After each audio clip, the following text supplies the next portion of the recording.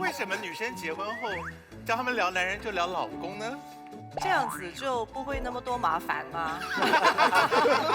不过说这个志明呢，有人说是个麻烦的男人，有人说他太孩子气不负责任，所以有人说他是渣男。渣男哦。所以你刚刚说你老公也算是有张志明的一个阶段，所以他也算是曾经有过吧？曾经有过。我觉得每一个男生肯定要尝试过什么是渣男，才可以变成男人吧？他有不觉得一点点吧，是不是？啊，要不然你不知道怎么去爱一个人。对，如果是这样一个场景，千嬅你会怎么处理？就是因为我听说杨千嬅是一个非常非常喜欢给别人惊喜的人。比如说出现这么一个情况，你在家呢，穿成了性感猫咪的打扮肯定，是鬼片来的。我穿假如，然后想要给你老公一个惊喜，结果呢，房门一开的时候，发现你老公和他所有的朋友一起出现在门口，他们准备到家里来小小的聚会一下。因为你要惊喜，就不可能跟你老公说嘛，所以也怪不得他。此刻你在客厅里面穿得非常的清凉性感，有穿的，是有衣服的，是不是？何老师，我打断一下，我是没有办法建立性感猫咪是什么样子，尤其是就摆什么样的姿势清楚。允许我丰富一下自己哈，来那个。姜思达，性感猫咪是什么样的？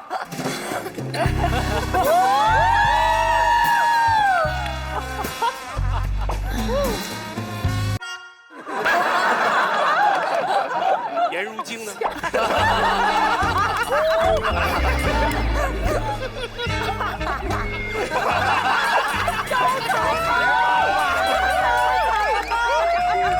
我第一次知道招财猫也可以很性感。我想看个重口味的啊，罗振宇老师。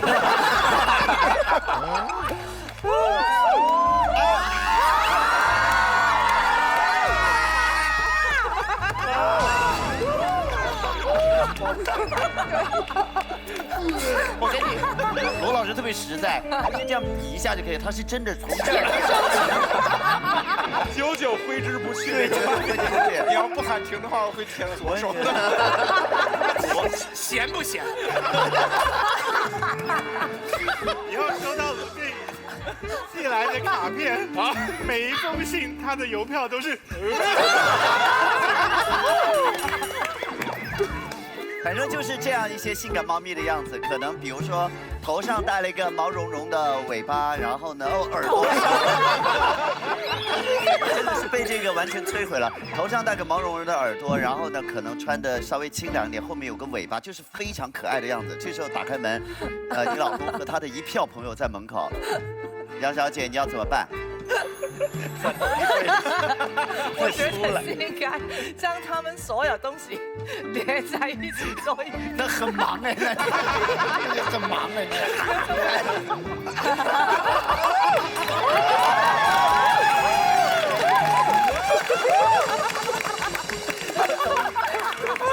我懂你的意思了，我懂你的意思。既然已经被撞见了，就不要尴尬，就干脆把它豁出去。对，豁出去可能会好一点。他说：“哎，不好意思，因为我接了一个角色，好，在家练习，在家练习。我要先彩排一下。人家开过万人演唱会的，哪把这个小场面也是放在眼里？也是。康永哥，要是你呢？我什么？那你扮装成性感猫咪啊哈，然后打开门的时候，一票朋友在外面。我立刻去吃猫罐头。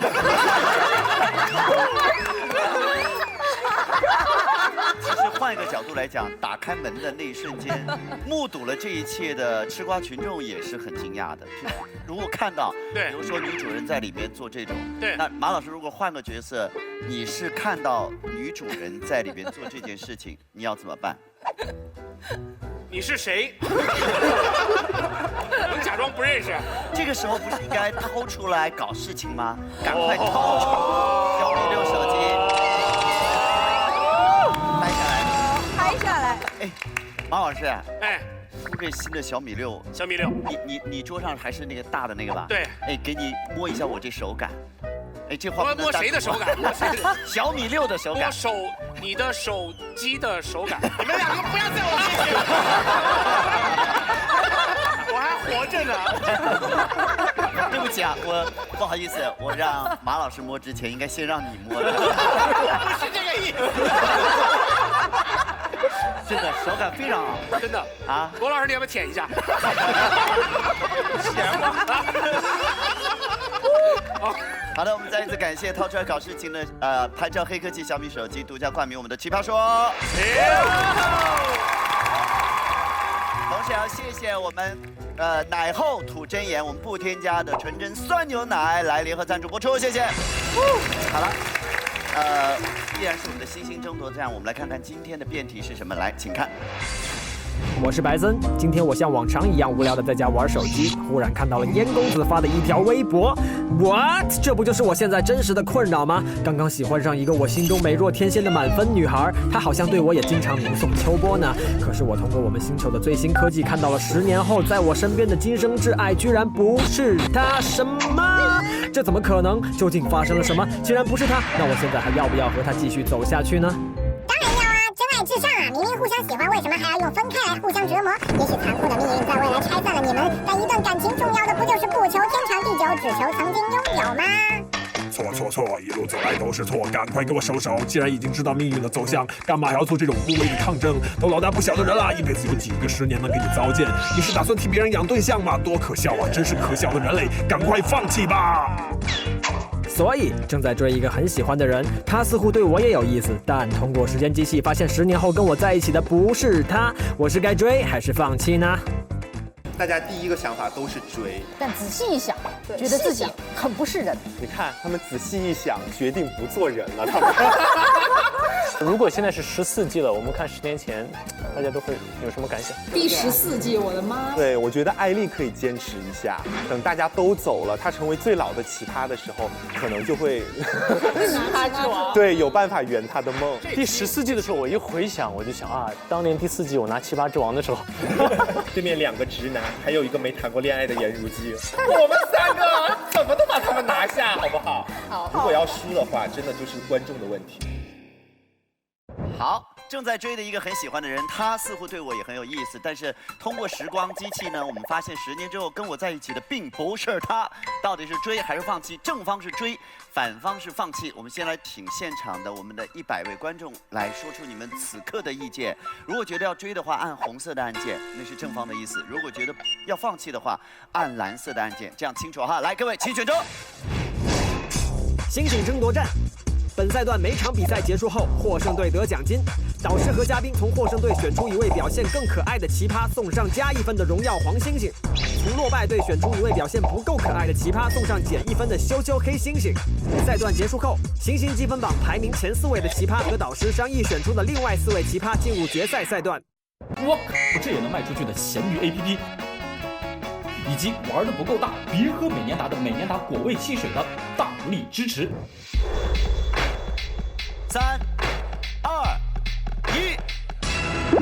好，今天有2位老师要参与辩论，最后结辩。那首先我们看看2位导师，分别是张泉灵老师和康永老师，2位请亮出你们的直方。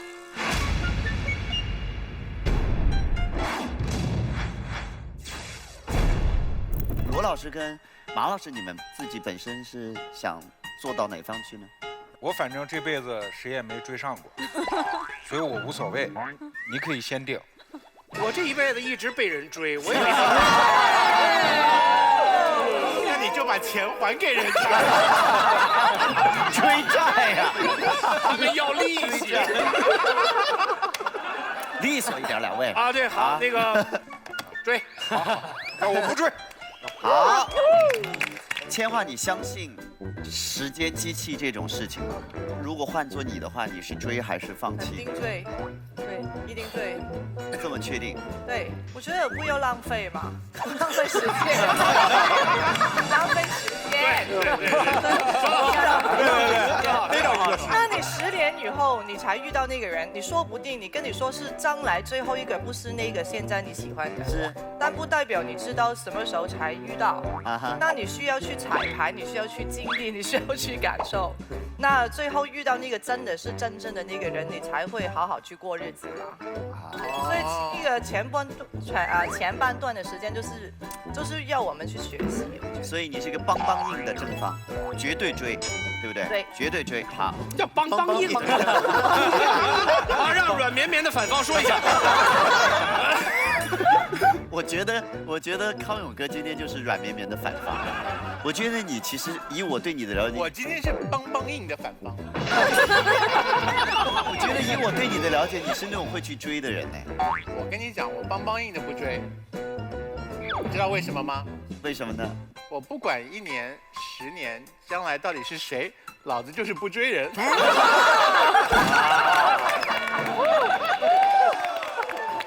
邦硬，你就是得把这个迷魂阵啊，布到他来追你，这样就行。哦，那具体怎么做呢？那就是另外一题了。我们从反方先开始，因为少数先发言啊。来，反方第一辩是来董静，加油加油！第一个发言有点紧张。我当过很长一段时间的调解记者。知道啊。好，谢谢。难免会有新的观众。很长一段时间里，我的工作的重心就是劝说别人。今天其实也是第4季《奇葩说》的最后几场了，所以我也想要尝试一下一种新的表达方式。我把自己放进了一个虚拟的场景里，在这个场景里，遇到辩题这个纠结的人是我的朋友，他现在决定追，我要劝他别追，放弃。对。所以现在场上还选择追的这69个人和对面这些人，你们就是我的朋友了。接下来，我和我的朋友要聊几件事情。第一件事儿是恋爱。你跟我说恋爱很美好，享受这个过程就可以了，是吗？可是你知道吗？恋爱越美好，分手的时候就越痛。这还不是最可怕的，最可怕的是这句话反过来也成立，因为我们知道一定会分开，所以由于害怕分手时的痛，我不敢去碰触恋爱时的美好。我自己，你忘了吗？就是那个惨痛的教训。在快要离开我工作的城市的那段日子里，我也碰到了我喜欢的那个男孩。我当时和你一样，我觉得年轻人要勇敢，我觉得感情重过程不重结果，我觉得我要拥抱这一份美好的经历，所以我义无反顾地和他在一起了。可是恋爱之后，我的头上永远都悬挂着一个古老的钟，它每天滴答滴答滴答地提醒我，离分手越来越近喽，马上就要走喽。恋爱期间，有一次他跟我借钱，我毫不犹豫的就借给了他，但我心里其实早就偷偷的做过权衡了。如果我们分开了，这钱他没还我，这是我愿意支付的分手成本。可是后来，他要带我回老家去见他奶奶，我就死活都不愿意去。当然了，也不是怕奶奶也跟我借钱，主要是因为我怕他奶奶是一个慈祥可爱的老人，我怕我喜欢他，我怕我很开心和他相处。到那个时候，这份回忆就会加剧我分手的痛苦。我以为我会拥抱这段经历，拥抱这份美好，后来我发现我根本就不敢，我拥抱不了。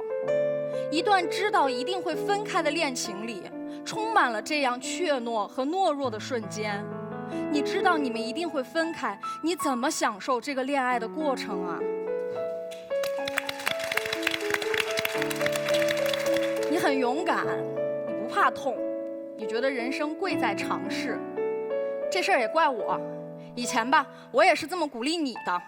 我经常跟你说，别因为人家跟你说你不行，你就不去做，万一你行呢？别因为人家说这事儿很难成，你就不去尝试，万一成功了呢？喜欢上一个人就去追，万一他也喜欢你呢？我鼓励你去做一个勇敢和愿意尝试的人。可是，我的朋友，你听见了吗？我的每一份鼓励背后都有一个万一，这个万一是什么？就是可能性。我鼓励你的，从来不是去面对那100%的失败。我鼓励你的是不要惧怕那99%的失败，而去追求那1%的可能。为了这1%的可能性，任何努力的尝试和勇敢，我都愿意支持你，全力的去做。可是今天，时间机器告诉你的，就是100%的失败。这不是异地恋会分开，毕业之后会分手，我们要不要谈个恋爱的问题。因为异地恋和毕业会分手的大学生爱情，它的结果是未知的，它仍然有可能性。这是你走在大山上，前面突然出现了一个牌子，上面写着前有断崖。这是你走到一个厂区门口，大门上挂着一个牌子，写着内有恶犬。糟糕的结果是确定以及肯定的。你别跟我扯什么过程比结果重要，我们每个人扪心自问，我们在做每一件事情的时候，纵然觉得结果不重要，但是不是那个结果支撑着我们克服了困难，收获了整个过程？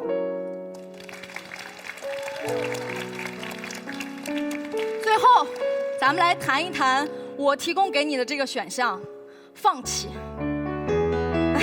其实呢，大家都是被虚荣心裹挟的人。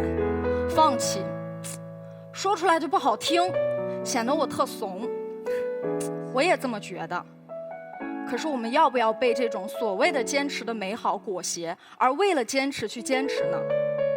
你有没有想过，时间机器给你的可能不是一个残酷的预告，它可能是一个善意的提醒呢？你和那个人，你们不用走到彼此折磨到伤痕累累，意识到无法坚持的那一天再放弃。你提前预知了结果，可以绕开这段弯路，换一条路去走。我的朋友，你知道吗？在错误的道路上，放弃才是前进。放弃比坚持更需要勇气，也更酷。我知道，面对这个选择，我和你一样，第一反应都是追。为什么？因为求之而不得，太苦了。可是，眼睁睁看着你和他携手一步一步走进悲剧的结果，更苦。我的朋友，我置身事外，尚存一丝理智，所以我必须劝你，在你的第一反应之后，冷静下来，想一想，放弃它吧。谢谢大家。棒棒棒棒，厉害！好佩服我们的观众，在鼓掌同时还有空去。好，现在拉回来一些，我们来飞位大王来。目前还都在我的射程之内啊。哎呦！众所周知，我是一个生活作风很检点的人。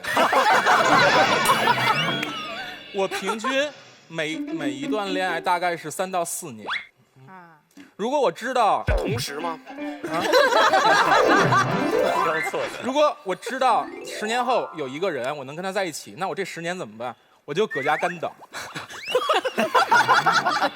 我什么都我就搁家干等10年，做万年单身狗有多难受？是不是建白老师？就这么多能扫到我来干嘛？射程啊！咱们看看啊，就是在21世纪了，我们难道把白头偕老作为一个婚姻，作为一段感情，是不是好的唯一标准吗？白头偕老就是好，其他都不好吗？这历史上那些好的、感动人的爱情，有天长地久的吗？有的短暂，有的相忘于江湖。但是每一段爱情，它完整了你，它成就了你，它让你变成了现在这个你。在奇葩大会的时候，我最激动的是看到李银河老师，并不是因为他是我对那个两性研究有多少那个兴趣啊，当然我也有点兴趣，主要是因为我看过一本书，叫做《爱你就像爱生命》，是他跟王小波的情书。对，我当时看到他特别激动，是我看到了一个我知道活的人，他曾经活得那么浓烈，他俩分开了，是吧？但是他因为爱他，他更完整了，他活得更像他那个爱的人了，他成为了一个两性学者。难道这些都不值得感谢？这些都一文不值吗？难道这些在你们心里都不如白头偕老吗？我觉得不对吧？我不相信。第二就是我想时光机这题的时候，我就想到，我如果坐时光机去了10年后，发现我没玩音乐，我像一个平常人一样也过得还行，然后打扮也一般，我就做生意。然后我回来我会怎么办？我就马上去找个发廊把头剃了吗？买一手包，我就不干了吗？我就夹着包去做生意，还是我就不认？因为我爱摇滚乐，我要干到我实在干不下去的那一刻，我要干到我实在不得不放手的时候。难道你们不想知道为什么吗？我为什么就不搞音乐的？我要坚持到那一刻，是因为我想知道为什么。是我跟我这个几个队友，我们就撕了吗？还是我对摇滚乐丧失信心了？我颓了，我服了，我干不下去了？还是有一天我开脱了，我做音乐做得很好，然后我觉得这一切不过如此，我不干了。到底是为什么呢？女孩也一样，你就不想你这么喜欢他，后来你们怎么了吗？你就都不想知道吗？是他离开了你，还是你离开他，还是你们中间有什么故事让你不得不分开？我们难道这些东西不值得我们去追寻吗？而只是时光机告诉你说以后未来你们不在一起了，你就放弃了吗？我觉得不对，这是第2点。第3点，我每次都第一个发言啊，然后他们老在我后面上价值。我这次趁他们不备，我在前面先上一点。真队友，趁他们不备。就是所有的脑洞题，它不还是回到现实生活中吗？是吗？这道题它在说什么呢？我觉得它是在说，你爱一个人，你对他说我爱你的时候，其实在你心里，你觉得我字更重要，还是爱字更重要？如果你觉得我更重要，你会计较一切，你会计较婚礼，你会计较你们在一起多长时间。如果爱字更重要，就是不顾一切。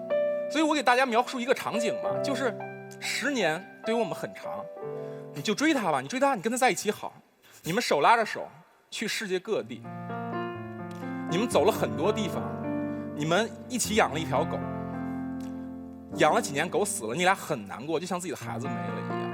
你俩一起看日出看日落，你抱着他，你那么爱他，你看着他，你心想，只要跟你在一起，我不怕死，我也不怕活着。可是命运不会这么饶了你们，我们每个人就像树叶一样，命运像河流，他就把你们分开了。过了几年，你碰到了这个大家都觉得对的10年后的这个人，他也还行，他没有那么有冒险精神，但是他很爱你。过了20年，你们都老了，你也胖了，没有那么漂亮，他头也秃了，你们经常吵架，你想看电视购物，他想看百家讲坛，晚上他喝着啤酒坐在沙发前就睡了，你有一点颓，但是你会回忆起以前，你觉得你不至于那么颓，是为什么呢？因为你觉得你心里还有那个回忆还在，你心里还有一丝火焰，你想着想着，有时候你就笑了，想着想着你会流眼泪，但是在夜深人静的时候，你会告诉你自己没关系，因为我努力了，我燃烧了，我爱过，我活过，我不后悔，我值了。谢谢。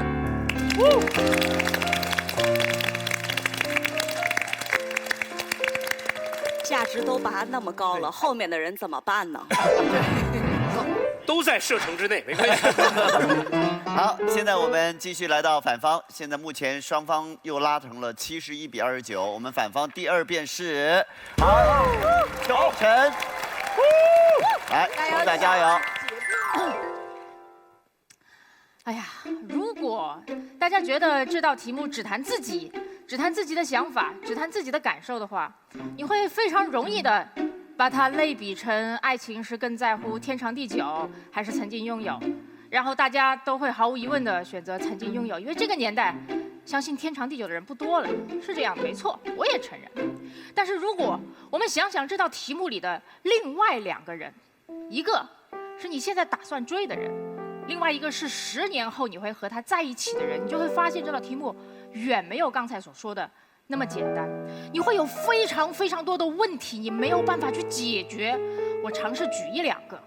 第一，你现在追这个人的时候，你要不要告诉他，你知道10年之后你不会和他在一起，可是现在你却想和他在一起，他会怎么想？对不对？他会怎么想？没错，你会说，现在还有几个人是在乎天长地久的？他会原谅我的，没问题。是的，可是他主动选择放弃追求天长地久，和你被动的给他贴上一个保质期的标签是一回事儿吗？不是的。更何况有很多小年轻都知道，我们2个现在在一起，无论有多少的甜言蜜语，我们以后未必会在一起。可是谁会在这个过程中希望去听到对方说，我以后一定不会和你在一起？没有人愿意的。就好像在座各位，有的上学，有的工作，不会选择在一家公司里面做一辈子的工作，大部分人都不会哈，至少。但是如果有一家公司来挖你的时候，他就直接跟你说，我需要你帮我搞一个过渡期，而且以后我一定不跟你续签。请问你会去这样的公司吗？就算你觉得我去管他的，你在那里你会过得开心吗？你不会的。所以这是第一，你要不要告诉他？好，你说太困难了，我选不了，那我就不告诉他好了，我就藏着这个秘密，悄悄地追他，然后跟他在一起。是的，你可以，但是你的良心不会痛吗？你的良心不会痛吗？是不是？你怀揣的秘密是什么？你这个秘密不是说我以后不跟你在一起这种大陆货的秘密。你看时间机器，你看到了以后，你会和另一个人在一起。而且同时，你没有看到他未来的样子，你不知道10年过去之后他在哪里，他过得好不好，他身边有没有人，还是孤孤单单的，就是他自己，你都不知道，你就怀揣着这样的秘密要去跟他拉起他的手，走上这条路吗？你的良心不会痛吗？又一遍。这10年里面，你可以再说一遍，这10年里面。你肯定说我也曾经爱过你，可是如果你曾经爱过他，你难道不会为他担心吗？担心他10年后去哪里，对不对？如果你不担心，你就不是人。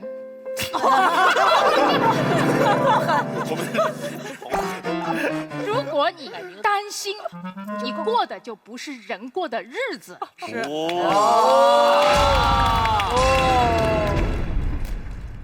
你想想。这10年里面，你怎么享受爱情的甜蜜？人在爱情里面都会说甜言蜜语、海誓山盟。是的，我们说的时候，其实我们也未必确信，可是我们可以通过自己的努力让它成为现实，对不对？可是你说的时候呢，你是100%确定的不会成为现实，所以你是在骗人，你知道吗？而且在这10年里面，万一你们2地分居呢？他要你去他所在的城市陪他，你愿意放下一切吗？他说他要放下这一切，去你所在的城市陪你，你有忍心让他来吗？更微妙的是，如果在这10年里面，你发现有一个比你更爱他的人，对他更好的人出现，你怎么办？你当时就撒手吗？还是像一般的情侣一样，说我吃醋，我吵架，我跟你重归于好？你吃醋的时候不会问自己，我有资格吃醋吗？你跟他重归于好的时候，你会不会问自己，我清楚我的命运，可是我会不会耽误你的幸福？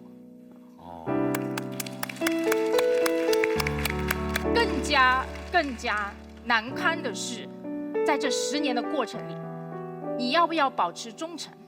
你要不要关上你自己的那个雷达？如果你发现一个还不错的人出现在你的面前，你会不会忍不住去想，未来那个人是不是你？你要放肆吗？你还是要克制自己？如果你克制，你会不会错过真正的命中注定的那个人？而如果你放肆的话，你会不会担心，难道我就这样成了命运的奴隶？你一定会过得不像人过的日子，各位。当然，你也可以说，人贵在经历啊，这么痛苦的人生怎么样都是过，所以我还是选择我要去经历，没有问题。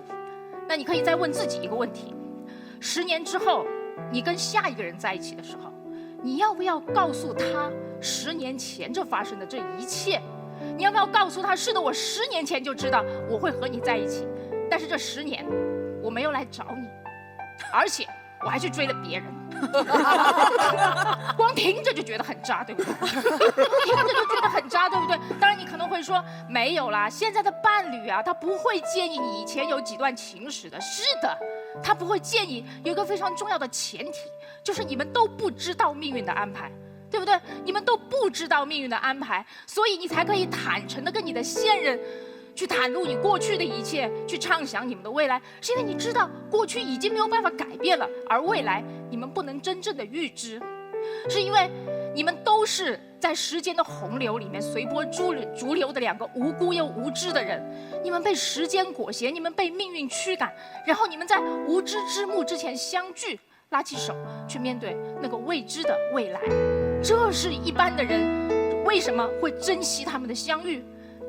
可是你呢？你知道洪流会流向哪个方向？你知道下一个码头已经有人在等你。这个时候，不论你身边是谁，你都不再是那个可以跟他共同抗击命运的旅伴，你都成了命运的帮凶而已。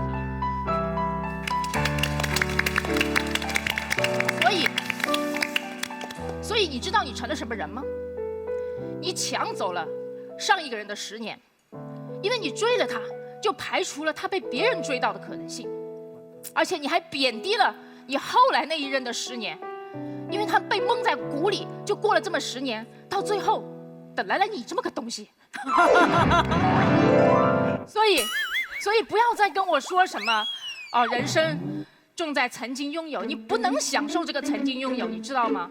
因为你一旦知道了命运的答案，你就等于说是被诅咒了，因为你已经被命运剧透了一脸，你再也无法享受哪怕1分1秒人生的剧情。谢谢各位。说得好。我们的女神今天在刚才秋晨发言过程当中特别苦恼地看着我感觉到了你的动摇，你没有那么邦硬了。没有啊，因为我有一些不同意嘛。我同意他说，可能有些时候爱情是比较自私一点的，因为是感性出发，真正的爱情是没有理性的，所以我就觉得你的确喜欢他，他喜欢你，就是真正的爱情，所以我没有想太多。然后呢，我觉得呢 ，OK。10年以后，你真正的他出现了，那代表跟那个人可以永恒吗？他不会吵架吗？我跟他相处的时候，我遇到一些吵架的时候，难免会想起来就说，其实是不是应该10年前那个比较好一点的？你都会回想很多，因为根本我觉得爱情就是没有理性在里面的。因为我的自古代到现在，你说很多那些爱情故事很轰烈的，都是结果是一个悲剧。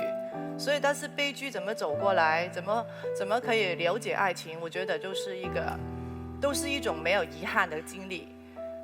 我在年轻的时候，我可以遇到一些遗憾，可能到最后我遇到那个对的人的时候，才可以真正幸福。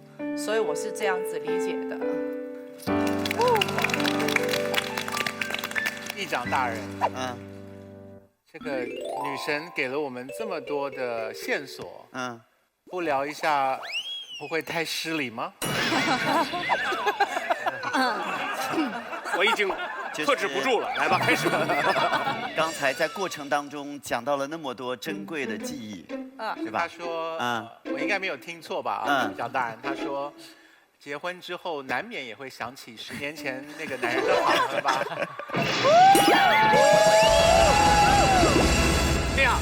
千华小姐，你听过《10年》那首歌吗？当然听过。你喜欢吗？那个喜欢，那首好听。唱歌的人呢？陈奕迅，我好朋友嘛，是不是？当然，就是我朋友，当然是支持他啦。是吧？为什么变成我孤军突进？我的侧翼哪儿去了？马东想聊马东想聊谁？我们要不要帮他一下？马东想聊陈奕迅啊。怎么样，侧翼硬不硬？硬邦邦的侧翼，一点技巧都没有。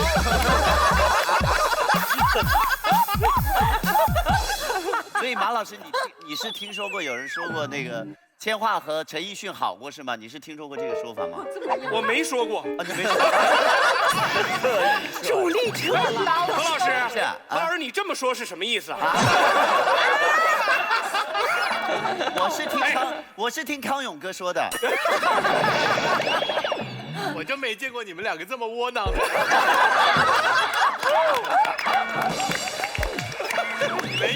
你们要问呢就问，不问呢就不问，两个人互相推卸责任是什么意思啊？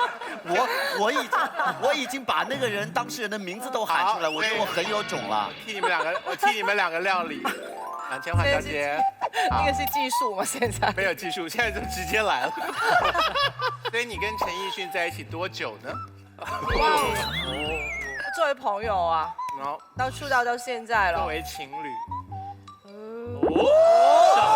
没有过，因为我就很麻烦，一回答就，所以不如不回答比较安全一点。不回答难免引人想象，就是想象的空间就是多宝贵，你知道吗？一直。不要直接这样，你直接这样讲不好，这样就是搞事情。你不要直接，你直接问我有网友意淫说。你的背包那首歌是陈奕迅唱给杨千嬅，真的假的？真的假的？康永哥，你演的好好啊！你演的我都以为你第一次听说，你是第一次听说吗？真的没有，你也是第一次听说吗？没有听过啊，是真的吗？马东，你听谁说的？我第一次听你这么说，哎，真的。你解释一下。真的，我要是杨小姐，你不解释我都不干，真的。解释一下。那你跟陈奕迅中间有发生过跟背包有关的故事吗？我没有送过他背包，手包有。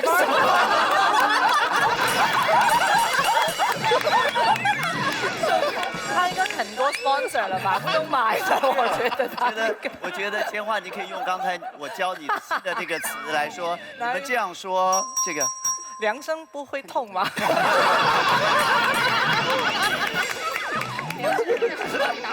刚秋晨讲到这句话的时候，全场沉默，因为奇葩说不知道良心是什么。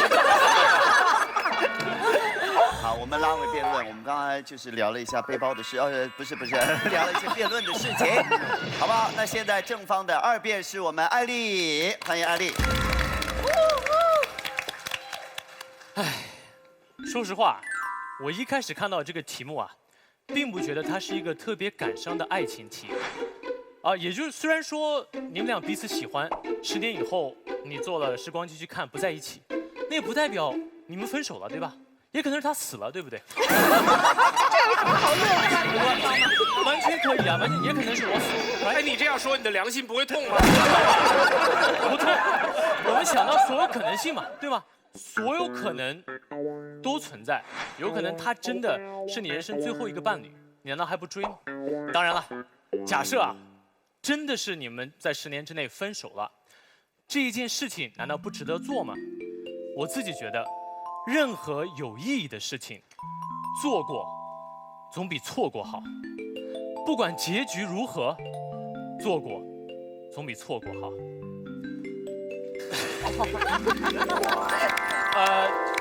曾经有人采访过一批70岁以上的老人，问他们这辈子最后悔的事情是什么？你从哪儿去的？那是一匹。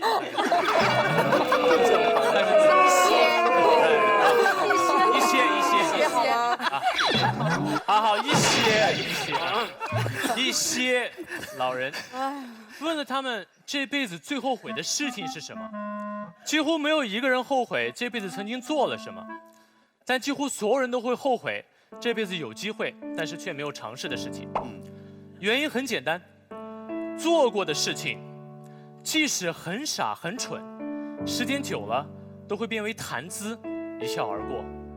但错过的事情即使很小很轻，时间再久，你心里面都会有那个一片怨念执念。你想当时我怎么没试一下呢？那个机会我为什么不尝试一下呢？万间所有事情都是这样。拿到这个辩题的时候，我也有一些纠结，因因为我觉得这个辩题里面的主人公啊，他有点作，大家不觉得吗？哎，你好不容易喜欢上一个人，那个人也貌似喜欢你，那你就追呗，对吧？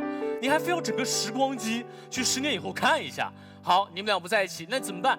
那下次遇到一个有感觉的人，你又得看一下，再看一下，再看一下。你拿那时光机办点正事儿行不行啊？你看一下房价呀，对吧？你看一下房价呀。所以我觉得反方今天最大的问题是太过于在于“算”这个字儿。我认为世间所有事情都可以计算，唯独爱情不行。世间所有东西都可以衡量，唯独爱情不行。我是一个多么喜欢算的人呀！我连写书都跟数字相关啊！1年的8760小时，人生的84000种可能，全都是数字。但当别人问我爱情的建议的时候，我可不敢给他一个公式。我们的导师那边罗振宇老师多喜欢算呀，一天到晚就是大数据算法、人工智能啊。但一说到感情，他说他老婆捡来的。你老婆才是捡的。你自己说的，你自己说的。就是，所以，我特别反感在爱情里面计算，我也特别讨厌有人在网上甚至给爱情设置什么MV 值、PU 值哈，我觉得这都是 SB 值哈，没有任何意义。但说实话，这道辩题让我最难受的一点啊，就是我觉得我们这方有点渣，王八蛋。原因很简单，刚才秋晨讲了，在这个爱情里面有一个信息不对称。我认为这个问题可以解决，很简单。如果我是那个要追求他的人，我会对他说：“亲爱的陌生人，你好，现在有一份真挚的感情摆在我面前，我要珍惜，我不要等到错过以后才后悔莫及。人生最大的痛苦莫过于此。如今老天已经给了我这个机会，让我站在你面前，我要对你说4个字：我喜欢你。如果非要给这份恋情一个期限，我可以肯定的告诉你，10年。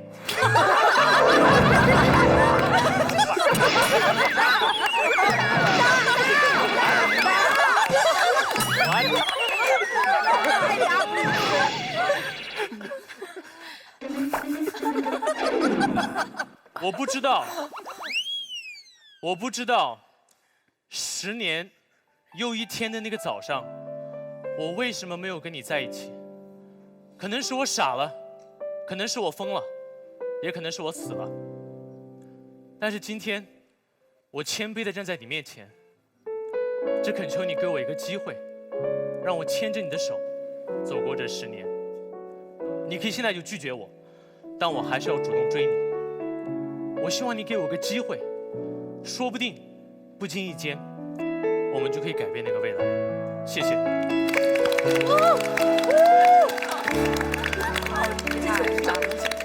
您哭了啊？没有。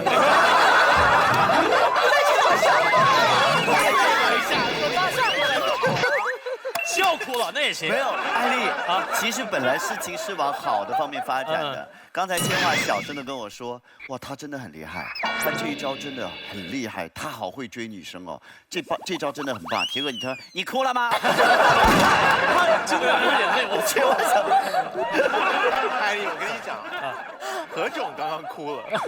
你讲一批老人的时候。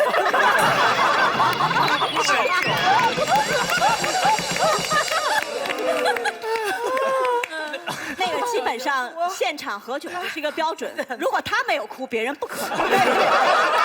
我跟你讲，如果他哭了，别人也可能不哭。真的，马老师，我觉得现在我要投诉一下节目组，现在整我，你知道吗？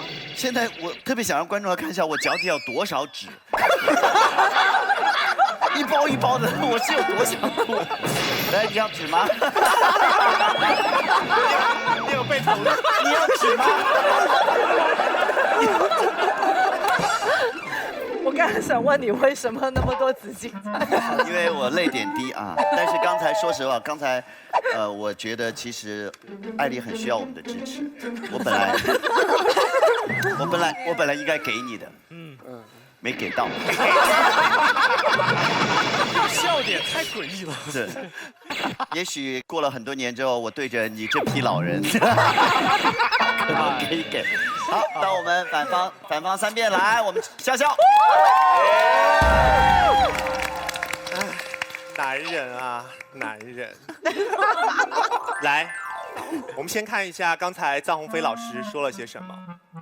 他说，这10年你知道了你10年后的伴侣长什么样子，那这10年你就在家里待着吗？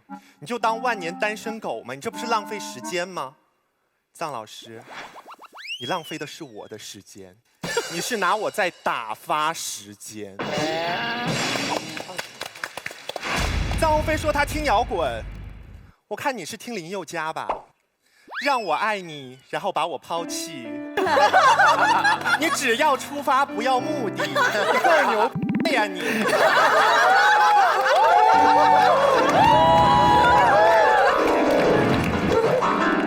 然后臧鸿飞最后特别牛逼的上一个价值，我爱你，你选我还是爱？如果我真的对一个人说我爱你，我选你。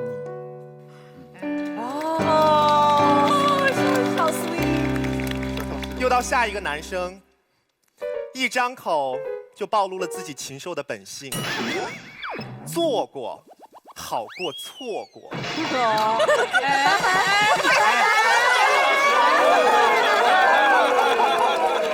然后你们听听艾丽说什么？爱情是不需要计算的。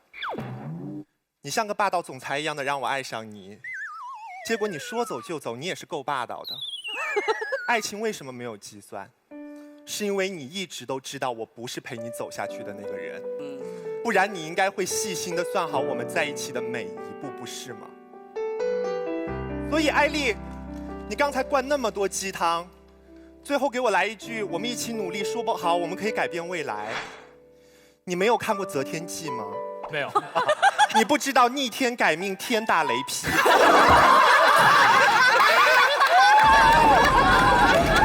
你以为自己是鹿晗吗？来，好时髦哦！我跟大家说一下我的观点。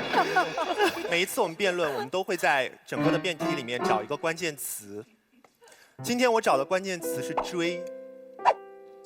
我不知道大家有没有发现，当代男女在一起之前，已经越来越少有人用追这个动作了。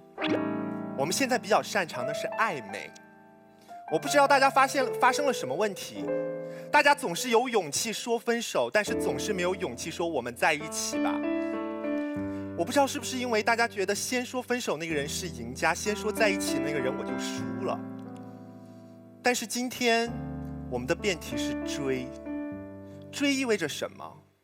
追意味着我义无反顾，我不给自己留一丝懦弱的空间，我就是要得到你。追是动作，而在一起才是目的。而对面刚才说了那么多的追，你知道让我想到什么吗？他们的追是我追你，如果我追到你，我就跟你嘿嘿嘿。整个在约炮。所以大家知道，当我做追这个动作的时候，我对这个人可不仅仅是一点点心动，我是真的喜欢他。那面对一个喜欢的人，你能对他做什么呢？你可以让他快乐，你可以让他幸福，但我怎么想我都想不到你会给他一段有期限的恋爱。我想这不是喜欢人一个最重要的标准吧。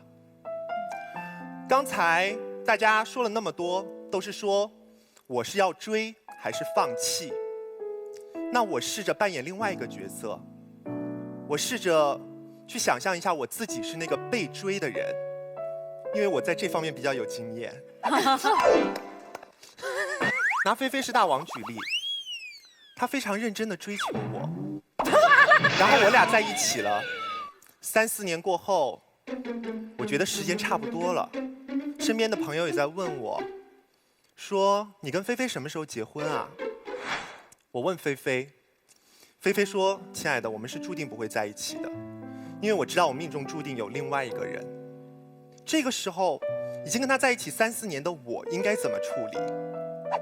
如果你一开始告诉我这个答案，我也许还有别的更多的可能。他们也许是我更好的选择，也许是没有你好选择，但我觉得不会再差了，因为你已经渣成这样了。他们有可能我会选择欧阳超，我会跟欧阳超在一起。虽然他没有你一头乌黑亮丽的长发，但至少欧阳超知道为人民服务。但是你强迫我，你追求我跟你在一起，你隔断了我所有的可能，你霸占了我的青春，打劫了我的人生。所以我要怎么办？我到底在你面前是一个什么样的角色？我像一个小三，我跟你在一起，但我们俩从来没有真正在一起。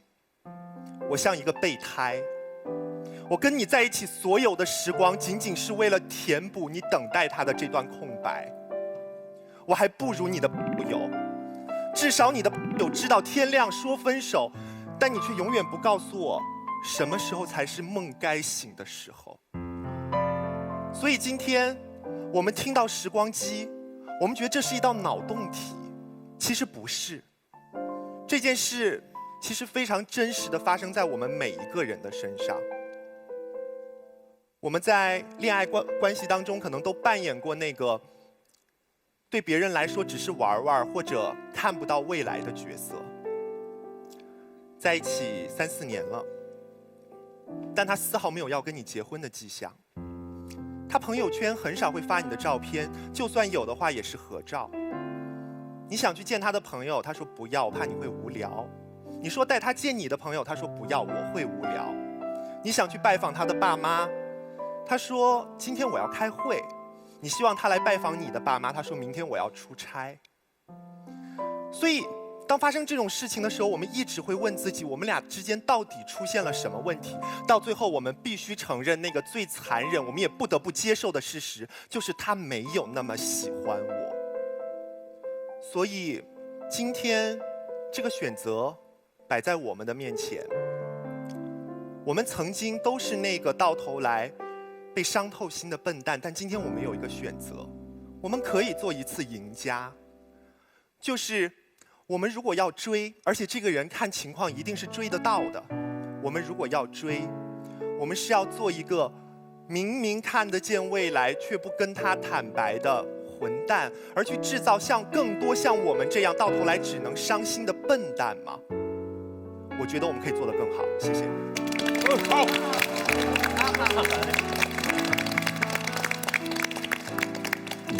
好，来，如宁宝贝。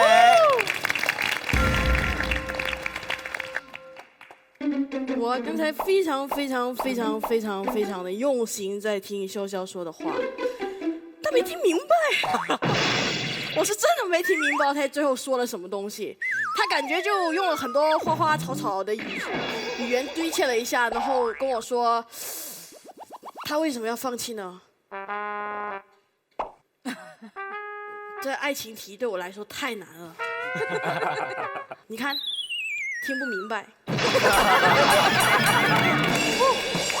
简单来讲，他感觉就是你在一起，以后会不在一起。你现在还去追人家，就是不好的意思。如果套用我一贯的那种，用爱情题遇到爱情题就说一点吃吃喝喝的时候，就是说，当你知道你会拉肚子，你就别吃饭。所以还会肚子饿也别吃饭。反正最后结果不会有什么好结果，都会放弃的，就不要了，算了，是这个意思吗，小熊？当然不是。那你就说错了。好，来看看。爱情这东西我是不懂的啦。他刚才说他的关键词是爱情，关键词是追。对我来说，这一道关键词是机，时光机。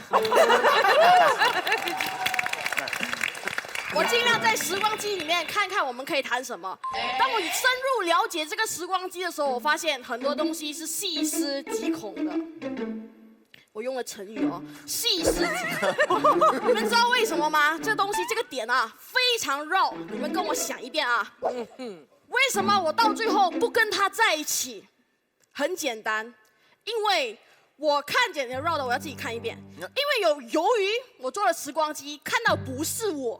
所以我不去追他，结果那个时候就不是他。没有听明白是吗？我再来一遍，再来一遍，再来一遍。由于我做了时光机，到了那时候看身边不是他，因此我回来以后没有追他，所以那个时候身边不是他。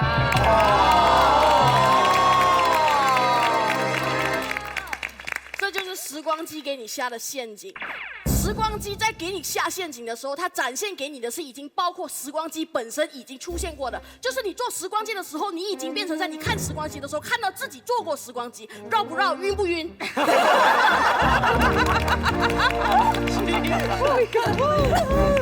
么绕这么晕的时光机，你还信它？你蠢不蠢？就这样子放弃了一个谈恋爱的机会，没有谈恋爱过的人哦，所以我说这个不靠谱。这是第一种可能。第二种，我们在想，为什么会有时光机？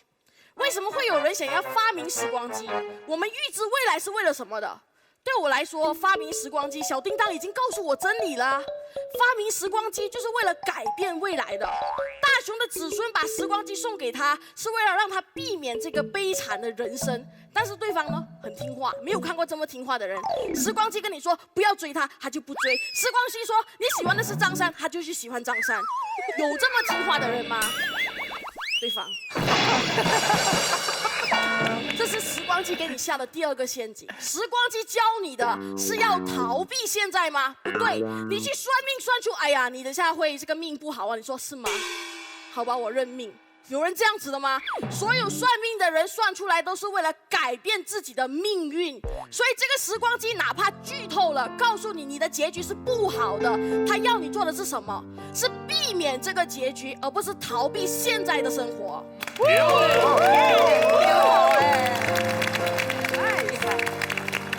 再来，我们再看啊，时光机现在这个时光机不太对哦。要看就不看远一点，他给你看10年，他说10年不是这一个人在一起了。那我问你，万一我们发明了一个可以看到20年，你发现20年之后你是跟10年前那个在一起，你怎么办？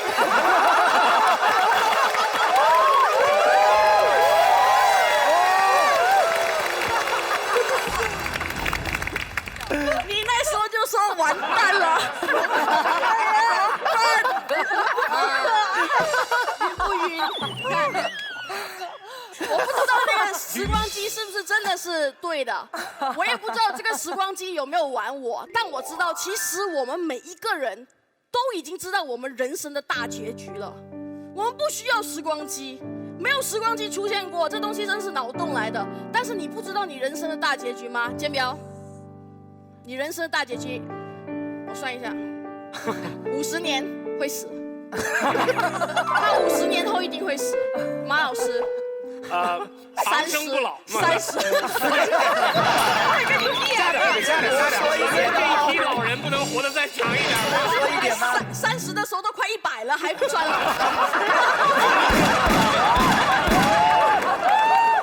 一批老人，一批老人，这结局就是死呀，对吧？这结局是固定的，是确定的。100%，180%的，没有任何可能是不死的。虫仔啊，你家养的猫，我上网查了，大概10年。啊，比我久了，太好了。啊，你看，那你现在怎么样？撸不撸猫？玩不玩猫？你良心会痛吗？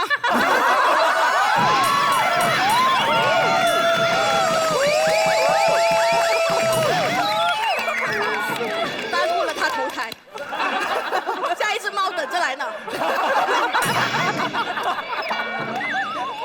所以当我发明了一个更强的时光机，告诉大家50年后都有我们注定的那个结局的时候，我们是怎么样的？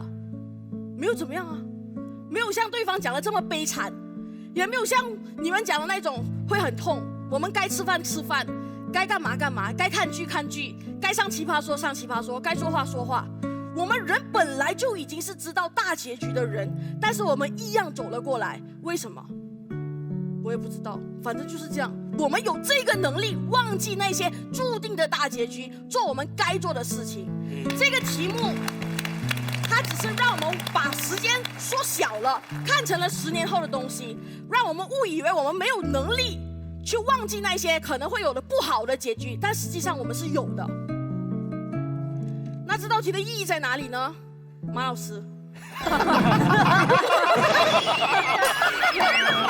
人生100年，哎，什么意思？这句话是？意义大概就是说，当我们知道每一个人都有一个注定大结局的时候，我们要做的不是像对方一样去放弃我们的机会，而是珍惜每一个机会。当我们知道我们以后没有得吃饭了，我们不是现在不吃，是珍惜每一顿饭。当我知道以后可能没有这个人了，而不是放弃这个人，而是去珍惜每一个人。珍惜这个字啊，真的很珍惜这个字真的很普通，但是我们常常忘记。所以我们今天用这个机会再告诉你一次，要珍惜每一次机会，珍惜每一个人，因为有一个人生注定的大结局告诉我们，我们会有一个完结的时候。谢谢。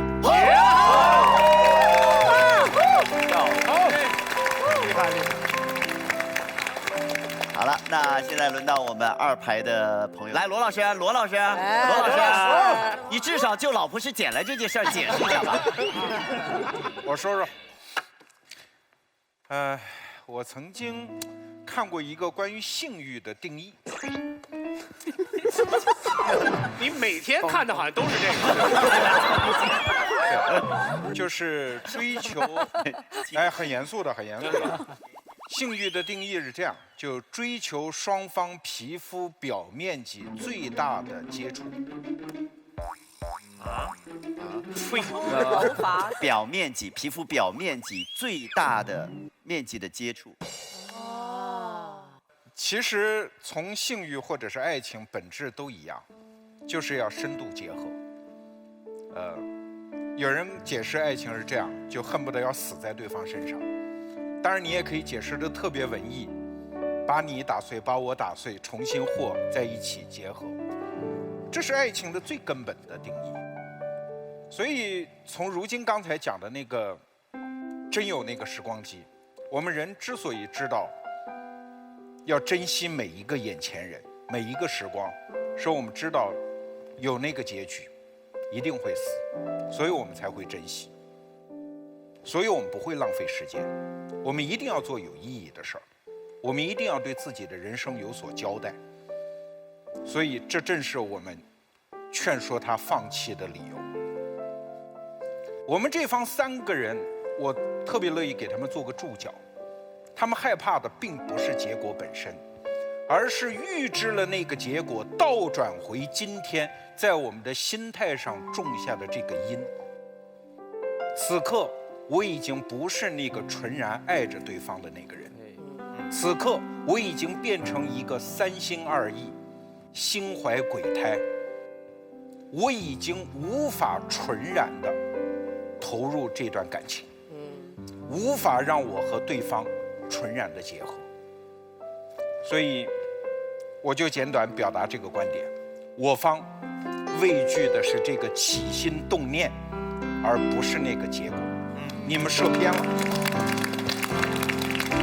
好，来，微微射一发。那我就站起来。其实笑什么笑？那个，其实我个人觉得罗老师说那个，我们在爱情中啊，就是你这个起心动念会有2种不同的结果。第一种人是刚才秋晨说的，良心不会痛吗？那些人，他们就是什么呢？他们就是在每一段感情中都潇潇洒洒，他每一段都 enjoy 这个过程，不在乎这个结果。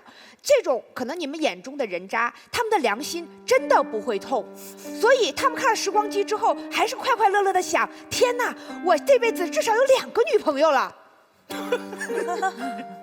所以这种人他是良心不会痛的。好，第2种是什么人？第2种是良心会痛的人，也就是罗老师说的沾染了因果的人。他们回到这里，他会不停地想：天哪，那对我现在爱的这个人好不好？对我未来要爱的这个人好不好？这种人是爱别人超过自己的。可是你知道这种人会怎么做吗？你就想想，如果我爱一个人超过了我自己，我怎么会舍得跟他分手啊？我怎么会舍得跟他分手啊？我就是一条赖皮狗，他踢也踢不走啊。可是我还是看到了10年后我们不在一起，我会想什么？我会想，第一，有可能是你不爱我了；第二，有可能是你死了。艾丽说的时候，大家都觉得是个玩笑，但是你想啊，你愿意发誓用一辈子去爱的人，你甚至考虑我要不要耽误他10年的人，我伤了他我良心会痛的人，你怎么忍心离开他？你不会离开他的，所以就是他离开你，而他离开你，要么就是不爱你了，要么然就是他死了嘛。那我们先说死了这种情况，如果是10年后因为他死了我才跟别人在一起，那就是我们在一起最后的10年了，这相当于你的爱人得了绝症，还有10年的时光，你愿意陪他走过最后的时光吗？你那么爱他，你会说不愿意吗？你会愿意的。第二种情况，他没有死，他只是跟我相处着，他都不爱我了，那时候我当然会伤心欲绝，可是我快乐过，我这生快乐过，你给我多大的痛苦，那意味着当时你给我多大的欢乐呀。所以我爱上你这件事我一点都不后悔，你伤了我这件事请你也不要内疚啊。你看我看到10年之后还会有人爱我的，所以你不要害怕伤害我，你给我一次你伤害我的机会，这才是爱情啊。爱情是什么？我觉得现在大家爱情都太随便了，缺乏那种古典主义的浪漫。爱情就是明明深潭里有鳄鱼，也有人警示过我了，但是我非要趟过去。明明院子里有恶犬，已经警示过我了，我偏要冲进去，因为我的公主在塔上，因为我的王子在水底。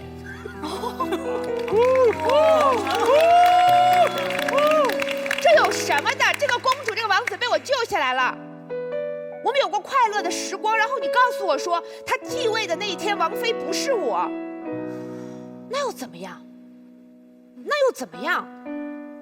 他属于过我。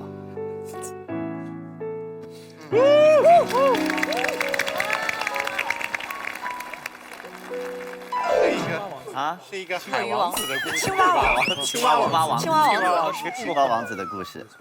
好，我们对今天思达妆面这么精致，不说点什么，我们不会放过他的。来，思达，简单说2句。刚才如今拉了那么多票，他的那个点很感染我，就是因为我们都知道大结局。然后我顺着他那点想，我有一点想不通。如今告诉我们的是，因为有一个大结局叫做我们都会狗带，所以我们要珍惜每一个人。我觉得不是，恰恰是因为我们最后都会狗带，所以我们真的没有时间珍惜每一个人，我们没有空珍惜每一个人，我们只能找到珍惜的那个人。今天时光机特别好，你是全世界最幸运的人，因为别人都不知道自己该珍惜的那个人是谁，你知道。不是他，是另外一个。这个时候你要找他。如今告诉我们说，今天我们要珍惜每一个人。可是我觉得，如果我追下去的话，反而不珍惜，因为到最后，如果我们这个恋爱注定崩盘，一定会有人来扮演坏人的角色，不是他就是我。我今天珍惜每一个人的生命，恰恰是因为我不想让我的生命当中出现多一个坏人，哪怕我自己是。差不多这样。还有一点是经历这个事儿。经历这个事儿对我们来说意义到底是什么？我觉得有的时候我们经常拿那句话蒙骗自己，叫做反正我经历过啊，那所有的快乐就是曾经回想曾经的快乐也都是很快乐的。真的是这样的吗？不是。其实曾经经历的那些快乐，当他分手的那一刻开始，全是负担，没有一个是真正的快乐。你越想他快乐，你就越悲伤。为什么？因为快乐本身不是快乐，是快乐的持续才是快乐。快乐被拿走了，本来就只有悲伤。为什么老天会给我们这样一个结局，叫做我们分手之后，原来的快乐和悲伤全会变成悲伤？是因为他提醒我们，你的生命是有限的，你不能把这些悲伤寄托在一个注定会悲伤的人身上。以上。马老师吧，马老师。这道题是有一个人叫燕公子啊，他微博上发了一个，然后我们看到，然后我们就拿到题目组来讨论，然后大家就觉得好像有的可聊。结果刚才在后台的时候，康永哥和张老师就一直说这有什么可聊的啊？我们就备受打击。但是经过大家的交流之后，我觉得还是有的可聊。貌似我们集中在了一个点上，就是说有效率的人生，因为我们知道结果了，所以不要那样。所以有效率的人生值得过，或者另外一个观点会说有效率的人生不值得过。但是我们会有一个共同点，就是未经思考的人生不值得过。我们这个交流的过程，就是对整个这件事情一个思考的过程。我从另外一个角度去想时光机的这个事儿，我觉得这真的是个礼物，就是上天给你和你要追的那个人的一个情趣用品。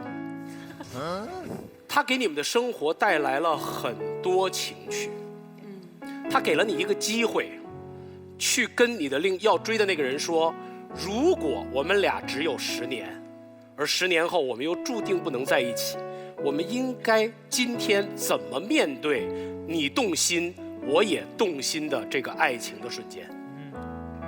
因为爱情就是我喜欢你的时候，刚好你也喜欢我呀。每一对情侣其实都值得拥有这样一个时光机。甚至你在恋爱中的人，你今天你用爱奇艺 VIP 看了奇葩说，你们俩回去聊一聊，如果你们只有10年，而且10年之后你们注定不会在一起，你看看是对你们俩好还是不好？你们聊一聊这个话题。对不起啊，因为我这一段完全有广告，我必须得说完。你们俩会得出一个结论：玩的不够大，别喝美年达，对不对？真的，如果你们俩玩腻了这个时光机，用闲鱼 APP 把它卖了，给到有缘人，因为他们也会从这个机器当中获得乐趣。所以其实这不是一道题目，这不过是一个话题，是让你和你，这不过是一段带广告的话题，让你和你的另一半今天晚上吃饭的时候，睡觉之前多一个交流的空间。如果你们俩真的有10年，你们还要不要在一起？你们俩都睡着了的时候，背靠背，各自又不能闭眼的时候，去想一想，如果这个人跟我真的只有10年，我现在该怎么去面对他，就够了。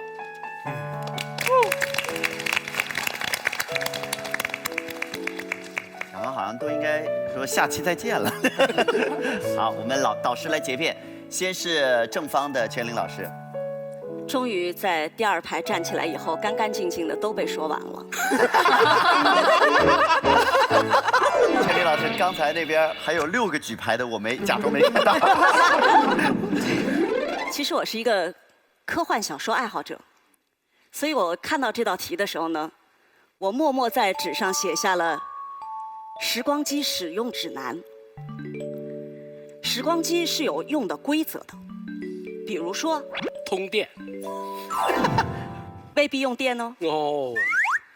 使用时光机回到过去，不要轻易跟自己接触，这是时光机使用的第1原则。举个例子，假如我能做一个时光机，穿到昨天，拿一把枪把我自己杀了，理论上就没有今天的我了，因为我在昨天死了。但如果这件事情成立的话，昨天的凶手是谁呢？你们发现逻辑漏洞了吗？所以使用时光机就一定有一些事情不会发生，比如说谨慎回到过去，绝不要见你自己。第1原则。第2原则跟第1原则一样重要，就是刚才如今说的那条。如果你看见了未来，你回到现在去改变你现在的选择，那么你看见的未来无效，因为被你现在的选择改掉了。这是时光机使用的第2法则。第3法则，只要时光机成立，虫洞就成立。如果虫洞成立，平行世界就成立。那么有可能你看到的是另外一个世界里的你，跟这个世界里的你未来10年没有关系。这个是的。即便是这个世界里10年后的你，你看见的就是真相吗？万一那会儿其实你只是办了个假离婚，为了买学区房呢？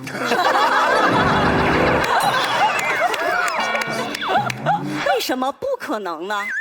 我们的生活里它存在呀。我的意思是，你看到的只是一个情景，为什么就要影响你爱不爱的选择呢？它为什么一定是真的呢？还有一种可能性，是的，10年以后，我看到跟我在一起的不是他，他去哪里了？刚才我方提出了一个观点，他有可能去世了。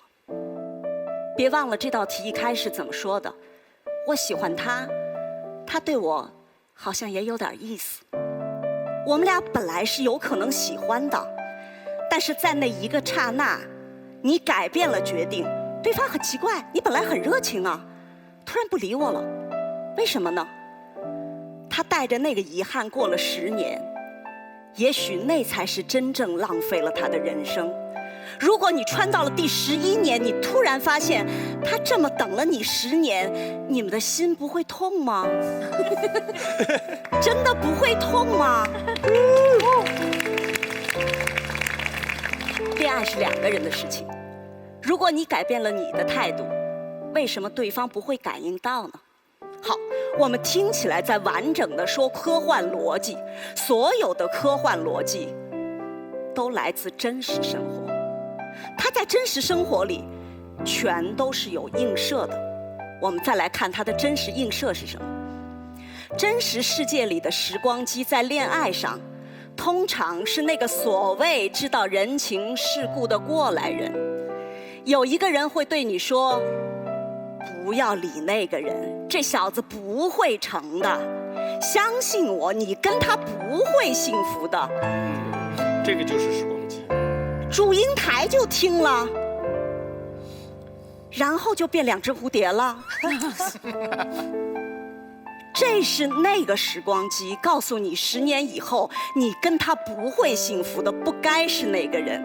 你真的要被这样的时光机左右吗？所以我们说的所有的科幻，回到今天，它都是有映射的。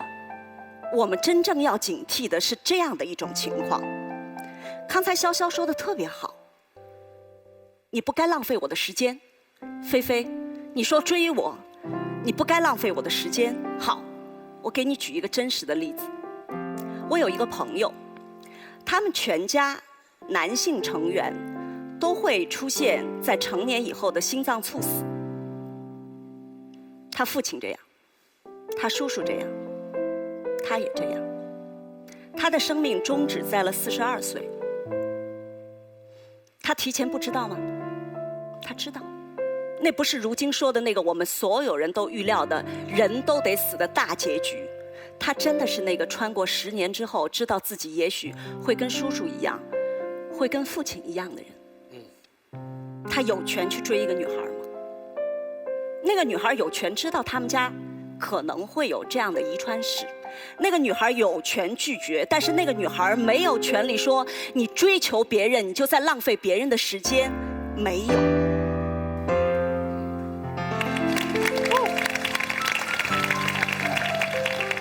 另外一个是我自己的故事。我先生比我大18岁，所以我们之间有一个不用时光机也能穿出来的30年的约定，就是30年之后，我恐怕是孤独终老的。所以有一天，我在查一个会进养老院保险的时候，我的先生看了一眼，然后给我倒了杯茶，说一定要挑一个好的。如果我穿过30年以后看，我可能在养老院，我可能身边有个别人，但是又怎么样呢？我觉得我爱他，他也有权利追我。如果他为了这个，说我比你大18岁，我知道未来，我就放过你吧，我不会放过他。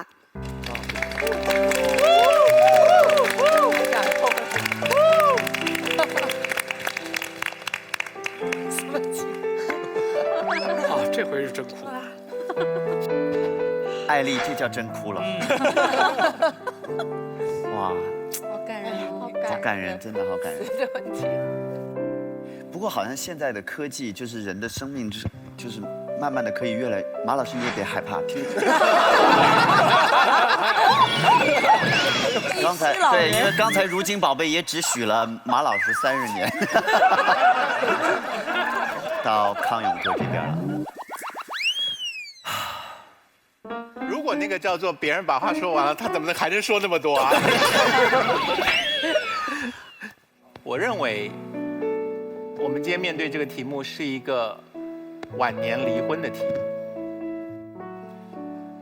就是我们认得好多老太太，到了60几岁的时候，忽然说：“我受够了，我想离婚。”你怎么了？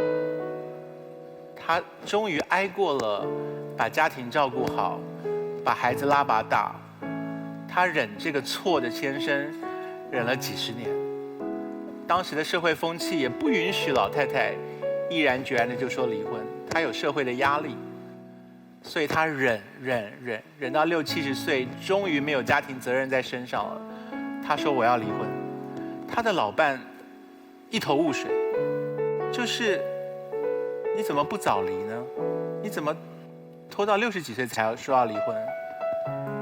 他说我结婚3年就发现错了，可是我已经结了，我就挨下来，然后我现在可以不要再忍了，我就离。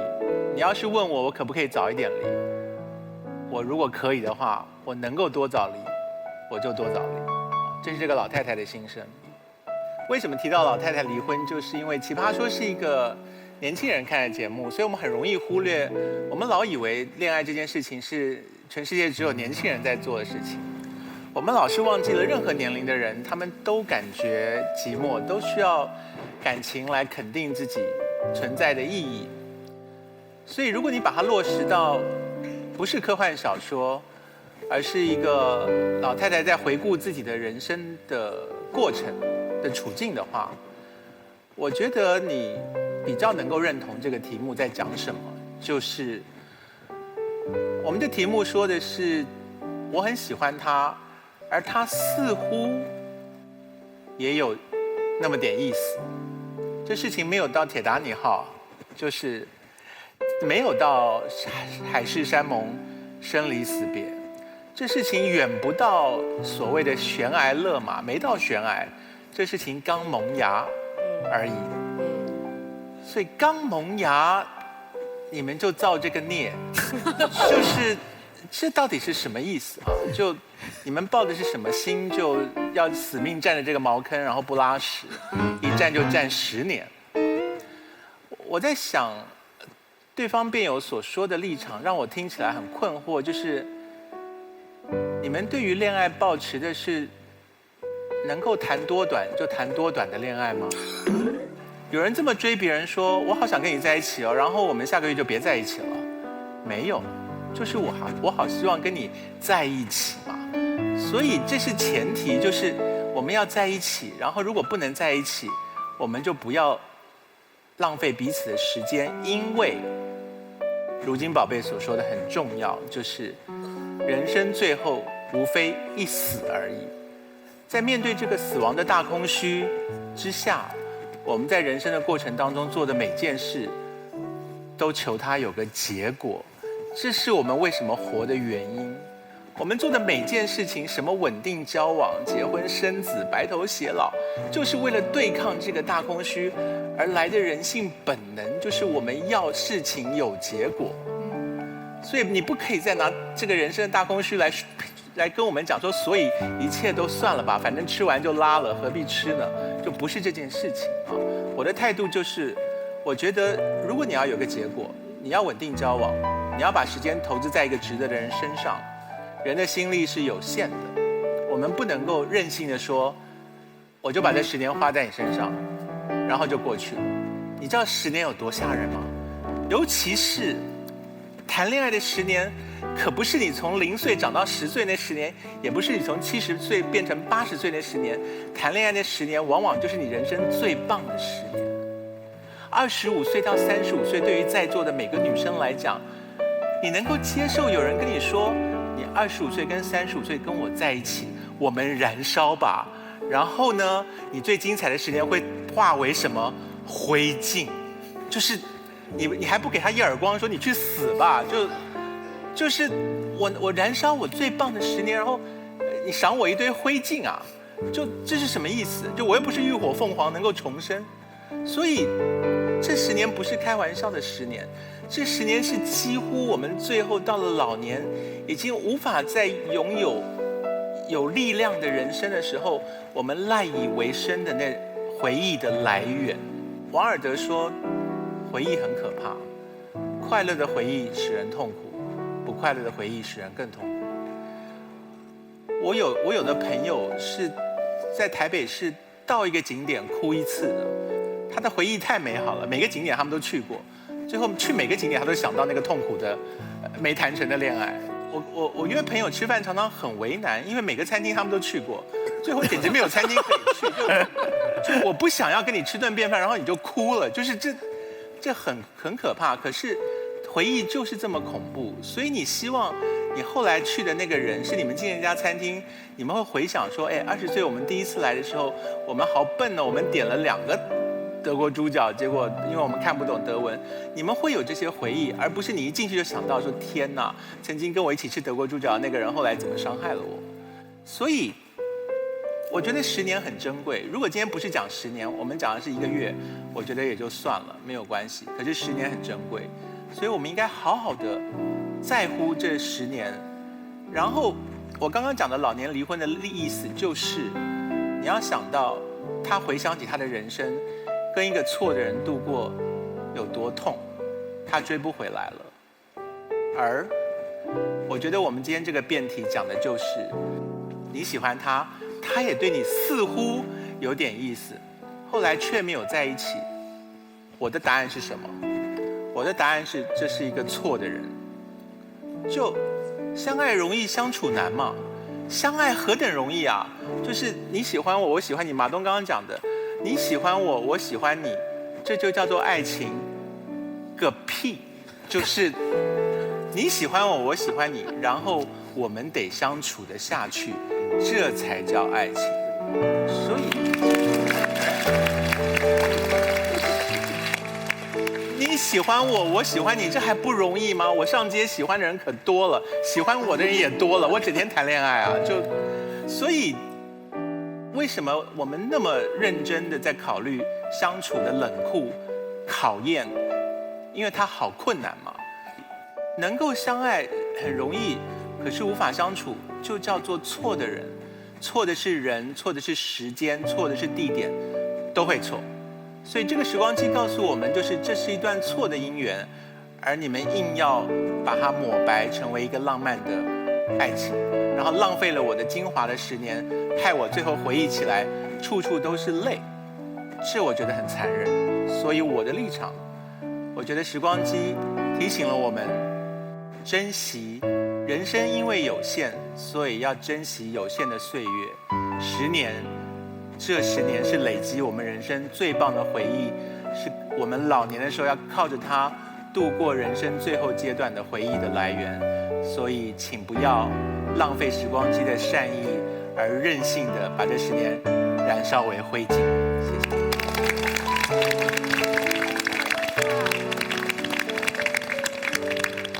全林老师还有最后1分钟。我想指出康永哥刚才非常动情的演说当中的几个我不太同意的地方。第一件事情，时间的长度对我们来说影响的确很大。就像菲菲告诉我们说，他几乎每一段恋情差不多3到4年，我们都觉得他是一个负责任的男人。但是假定菲菲告诉我们说，他的每段恋情都是24小时，我们会觉得他的确是摇滚歌手。我的意思是，数量其实就是会造成本质的差别的。第二件事情，我同意思达说的，我们人生苦短，我们要去找那个对的人，而不是珍惜每一个人。但问题，什么人是对的人？是一台我刚才反复阐明，有可能告诉你的是错的时光机说的话，能帮助你找到对的人，还是 follow your heart？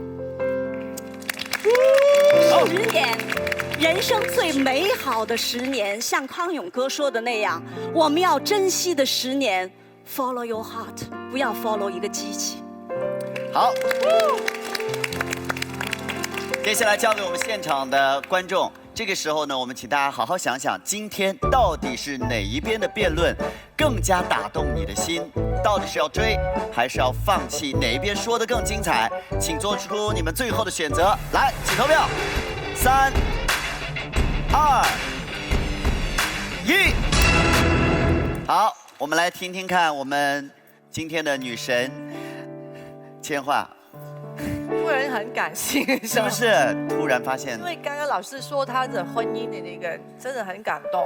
因为我有曾经问过我老公，就是2个人去旅行的时候，我问他，其实我年纪比你大，如果是有一天我先走怎么办？他说，哎，死了，我不能说一些。然后他说，纸有很多纸呢。所以我很感动那个。然后他说，说不定是我先走了，这样子。所以我觉得，就算是你遇到一个对的人，你代表可以一辈子嘛。什么是对？对的意思是什么啦？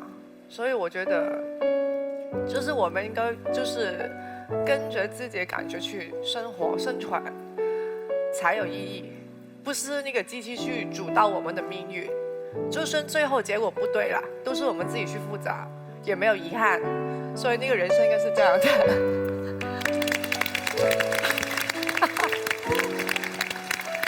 水瓶座好麻烦，你说。今天我不知道为什么我还好，我今天还好。我可能有一批老人，可能今天一来看到我一脚底下的纸，我突然就说感觉到剧组对你恶意的反讽，我突然有一种反骨犹如逆反心理。好有志气啊！我特别有志气。其实我听到现在我发现的一个用意是完全跟大家讲的不太一样的，因为也没有我其实有一段时间大家很喜欢说一句话，就是很文艺的一句话，说生命就应该浪费在美好的事物上。我那时候就不太懂，说既然是美好，为什么叫浪费呢？后来想了很久，就是说好像有用的事情，对我们人生有用的事情，通常都会你要很辛苦的去坚持，然后听起来都会有点无趣，所以这里面好像就会有一个悖论，或者说很无奈，就是舒服的事情好像是浪费时间，但有用的事情好像你要咬牙坚持，所以我们到底要怎么样呢？可是今天这道题目，我反而觉得给我们提了一个醒，美好的事情也好，有用的事情也好，是浪费也好，还是去咬牙坚持也好，其实我们是有选择权的。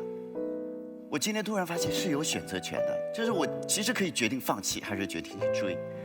原来我反正不知道，我可以选。今天我发现原来我可以选。我觉得大家可能都可以想想，其实我们有选择权，这个是很美好的一个东西。我们来看看大家最后选择了什么。来，最后结果。2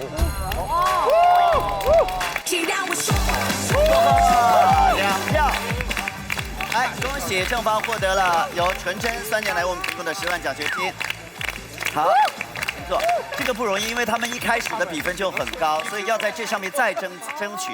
对，那么很不容易，我们祝贺正方。另外还有一个好消息要跟大家说，我看到这个很兴奋呢。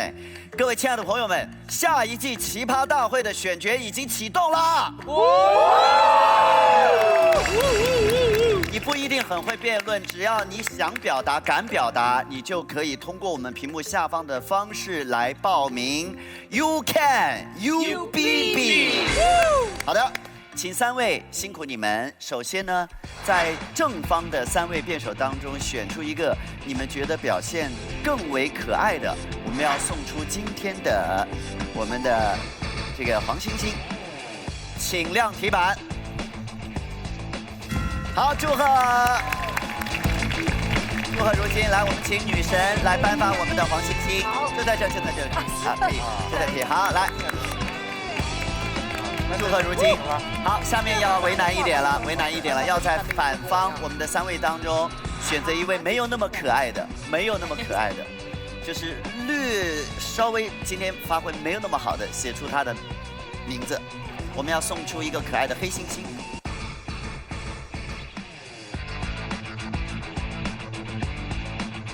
使用手机百度搜索“奇葩说”，说出你的辩论观点。加入奇葩说吧，说出你的辛辣观点。登录新浪微博参与奇葩说话题词讨论，加入微博奇葩辩论团，一起逼逼起来。泡圈泡剧泡爱豆尽在爱奇艺泡泡社区，快来关注奇葩说的爱奇艺泡泡圈子吧。来微博故事看奇葩们的日常吧。微信关注米味小卖部，买好厉害爆米花，看新老奇葩斗智斗勇，吃好厉害爆米花，嗨到你原地爆炸。关注微信公众号东七门，讨论节目辩题，看节目精彩内容，共赴有趣的高潮。